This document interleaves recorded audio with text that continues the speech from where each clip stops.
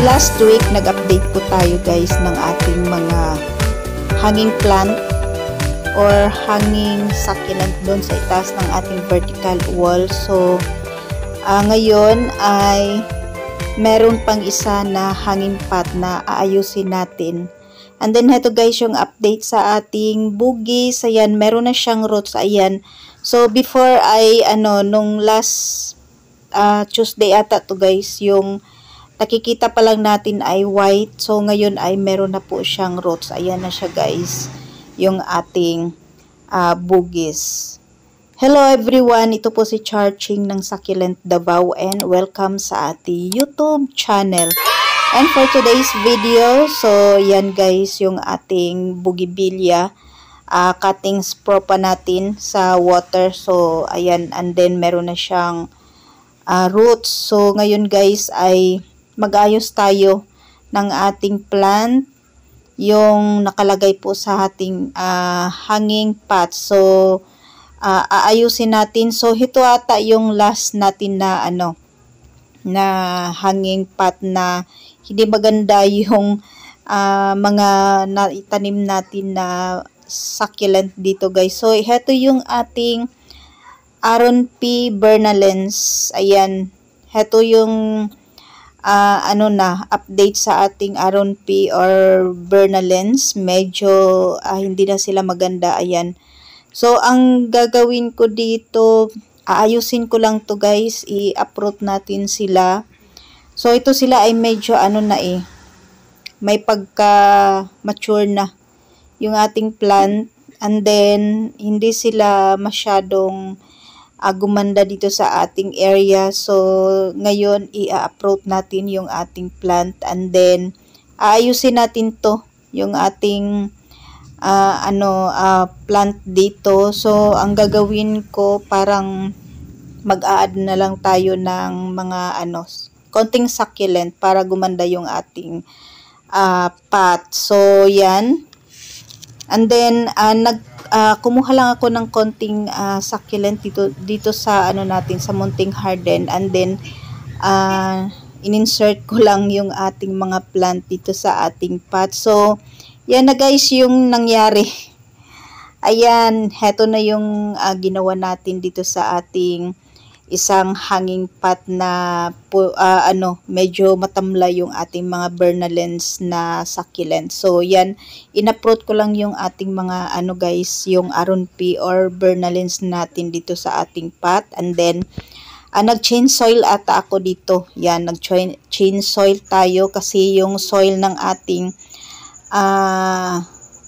plant ay na siya, yung bulok na yung risal. So nag-change soil tayo, and then ayan, nilagay ko lang sa gitna yung ating Bernalens. So yan guys yung ating Bernalens, and then so nag-add lang tayo ng iba't ibang variety ng succulent. So ito, nakalimutan ko yung ID nito guys, red, nakalimutan ko talaga yung ID nito.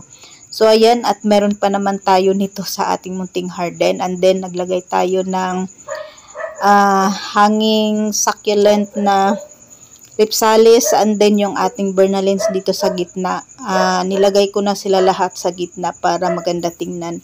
And then kumuha din po tayo ng crested nakalimutan ko na naman. So yan sila guys, Luella. Ayan, crested Luella, and then meron tayong yung hindi crested na Luella. So nilagay ko lang sa gilid-gilid para hindi po makita yung soil. So yan, at medyo okay naman po yung ating ginawa dito sa ating pot. So ito yung last pot natin na hindi ko pa naayos. Yung iba ay naayos ko na po.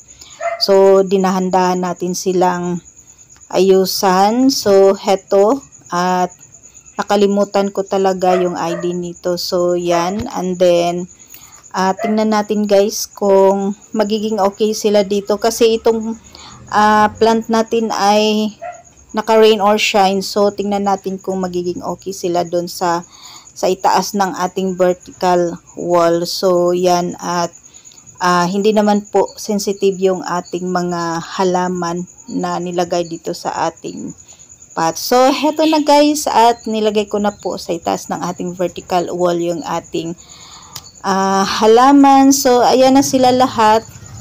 Before ay kalbong-kalbo yung ating mga hanging pot. And then ngayon ay ayan na sila. And then yung ating isang pot ng Purple Delight. So, ayan, makahoy na po yung ating Purple Delight. So, gustong-gusto ko yan. Yung ating Purple Delight, healthy naman po yung ating plant. So, yan guys, ang update sa ating holly. Ayan, punong-puno na po ng flowers yung ating holly. Ayan, sobrang ganda.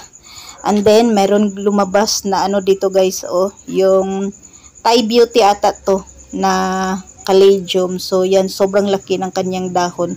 So, papalakihin ko to. Ayan, parang ano yan, hindi ko nahuka yung kanyang bulb. So, natubo yung ating Thai Beauty. And then, heto guys, meron din tayo dito isa na Thai Beauty. Ayan, sobrang ganda. And then, ayan yung ating holly. Ayan, full bloom na po yung ating holly. So, yan guys, ang update sa ating mga plant dito sa ating front yard. And that's for today guys. Maraming salamat po sa inyong panonood dito sa ating YouTube channel. Thanks for watching.